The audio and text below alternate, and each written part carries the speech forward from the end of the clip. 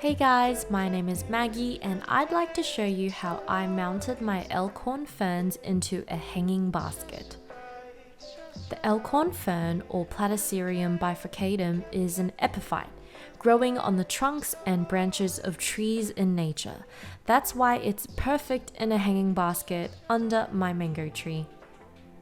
First, you'll need a super barky perlite swill mixture that's going to provide a lot of aeration in the core of the basket, and a strong chain to hang the final basket from. The sphagnum moss acts as an anchoring medium for the fronds to latch onto around the basket. In hindsight, I would not have pre-moistened the sphagnum because it ended up weighing the basket down dramatically. You'll see what I mean later on. Here's my sturdy hanging basket with a metal frame and chain. The pegs act like markers for where I've made 3 vertical incisions on the side of the coconut coir liner. These slits are where I'll insert my individual Elkhorn ferns later on. Here's the first Elkhorn fern. After tickling the root system, I proceeded to stuff the roots into the basket.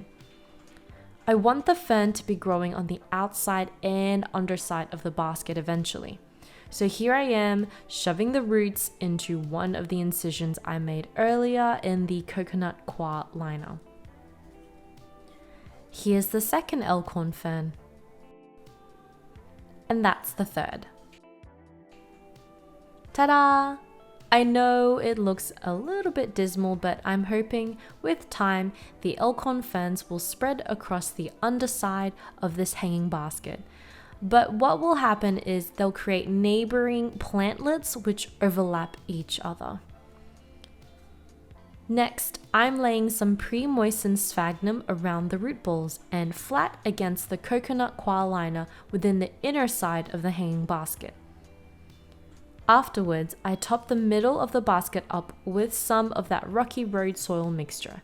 The key is to have a super fast draining soil type. Here's my more mature Elkhorn fern, which lives in a kokedama or moss ball. I'm ready to transplant it into the basket though, so I've gone ahead and cut open the moss ball from the bottom, creating an exit for the roots to grow out of. After plonking the mature Elkhorn fern into the center of the basket, I laid a decent amount of moistened sphagnum to top up the rest of the basket. It's basically 70% sphagnum, 20% soil, and probably 10% plant.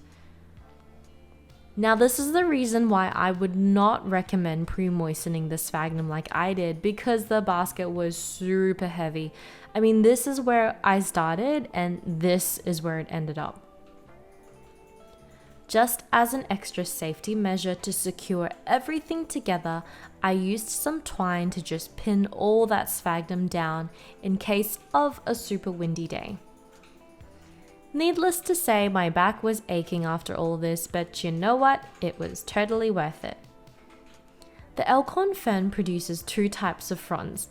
The basal fronds act like a shield to protect the rhizome and roots by flattening itself against the branch of a tree where it adheres. They start off green and velvety but become brown and papery over time. The foliar fronds are forked and grow up from the base. They're capable of producing spores on the underside.